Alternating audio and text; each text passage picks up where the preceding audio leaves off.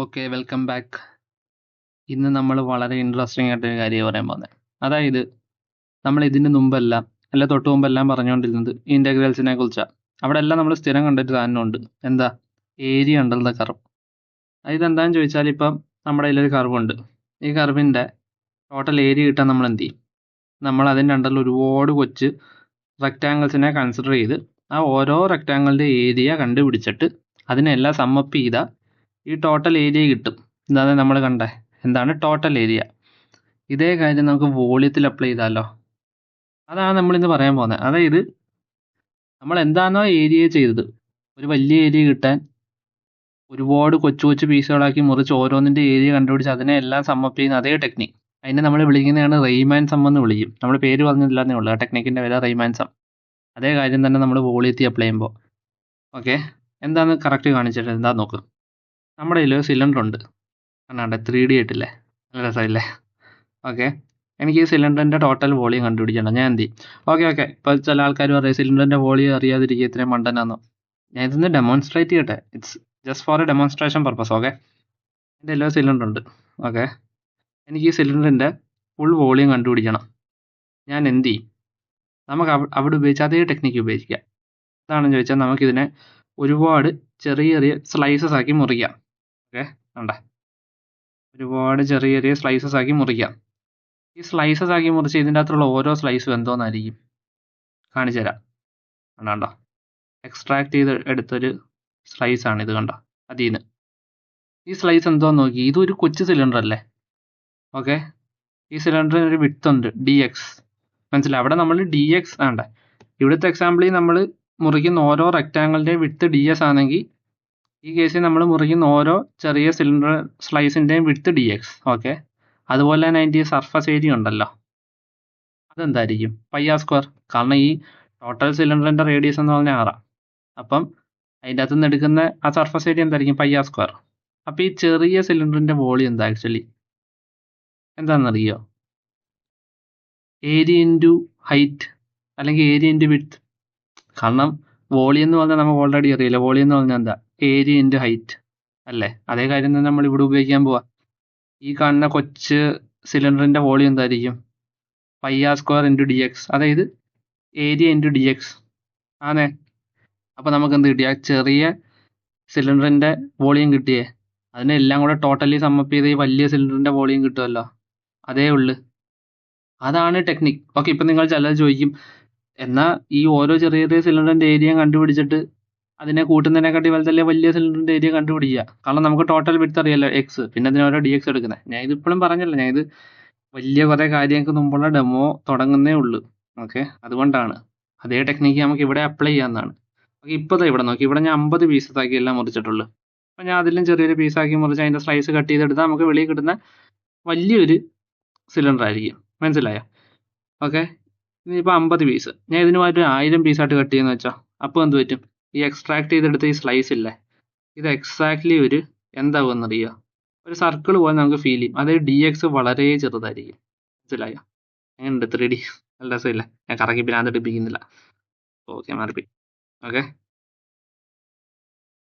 ഇതാണ് നമ്മൾ ഇനി പറയാൻ പോകുന്ന സോൾവ് ടെക്നിക്. ഓക്കെ, ഇതിനെ നമ്മൾ ഇൻ്റഗ്രേഷനുമായിട്ട് എങ്ങനെ ഇതുവരെയും ബന്ധപ്പെട്ടില്ല എന്ന് നിങ്ങൾക്ക് സംശയം തോന്നുന്നുണ്ടെങ്കിൽ ഇതാ സിമ്പിൾ. ഇതാ നോക്ക്, വോളി equal to integral of AX dx.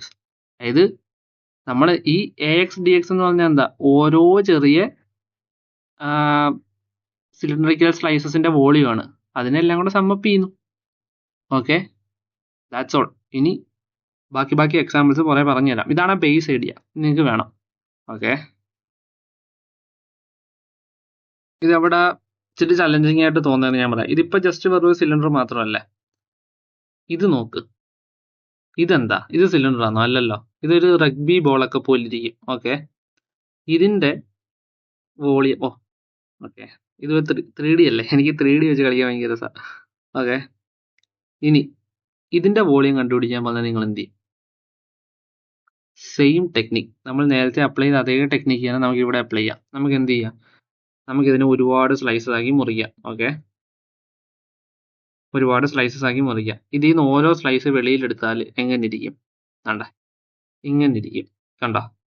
ഇതും നേരത്തെ പോലെ തന്നെ ഓരോന്നിന്റെ സർഫസ് ഏരിയ പൈ വൈ സ്ക്വയറും വിഡ്ത്ത് ഡി എക്സും. ഈ പൈ വൈ സ്ക്വയർ എങ്ങനെ വന്നെന്നാണ് ഞാൻ ഇനി പറയാൻ പോകുന്നത്. ഓക്കെ, അതാണ് നമ്മൾ ഇവിടുത്തെ കീ പോയിന്റ്. ഇവിടെ നിങ്ങൾ ശ്രദ്ധിച്ച ഒരു കാര്യം മനസ്സിലാവും, ഇവിടുത്തെ എല്ലാ സർക്കിൾ സ്ലൈസസിന്റെയും വോളിയം സെയിം അല്ല. അതായത് നിങ്ങൾ ഇവിടുത്തെ ഈ സിലിണ്ടർ നോക്ക്, ഇവിടെ ഞാൻ ഒരു പീസ് എക്സ്ട്രാക്ട് ചെയ്താൽ ഈ കാണുന്ന എല്ലാ സ്ലൈസസും ഏതാണ്ട് ഇതാ ഇത് തന്നെ, മനസ്സിലായോ? അതായത് എല്ലാ മുറിച്ചെടുക്കുന്ന എല്ലാ സ്ലൈസസും സെയിമാ.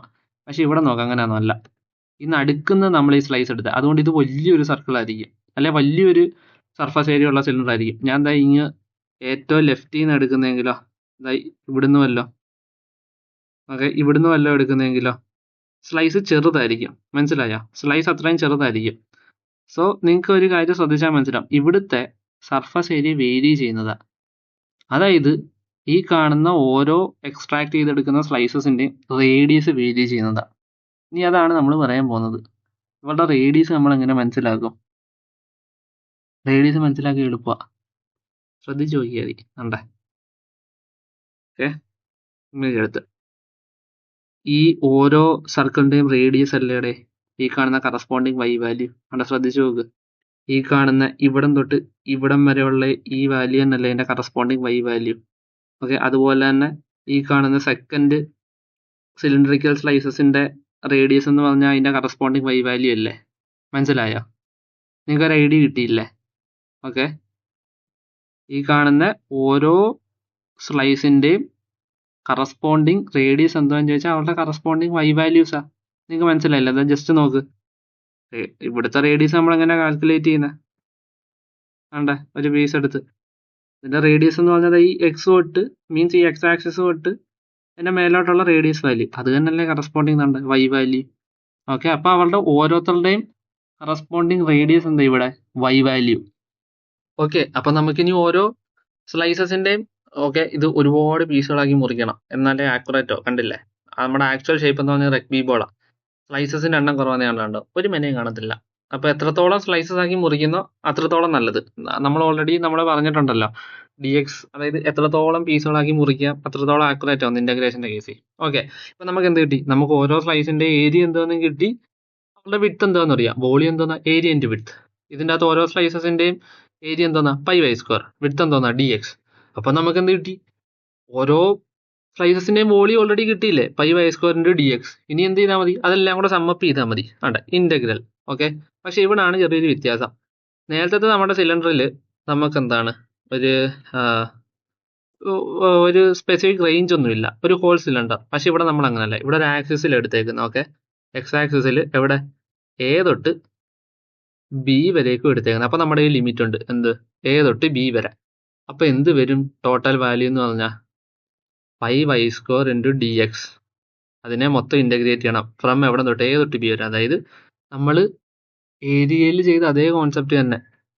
കാരണം നമ്മുടെ ഈ റഗ്ബി ബോൾ ഇരിക്കുന്ന എവിടെ തൊട്ടാ? എ തൊട്ട് ബി വരെയാ. അവിടെ വരെയുള്ള വോളിയം നമുക്ക് കണ്ടുപിടിച്ചോണ്ടെന്ന്.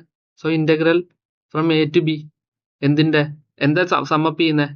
ഈ കാണുന്ന ഓരോ volume of each slice. Volume of each slice എന്താ? Pi Y square into D X. Simple. സാധനം കത്തിയില്ലേ? നിങ്ങൾക്ക് വിഷ്വൽ കണ്ടില്ലേ? ഈ വിഷ്വൽ ഒരുപാട് കറക്റ്റ് ചെയ്യുക. കൊള്ളാല്ലേ? നല്ല രസമുണ്ട്.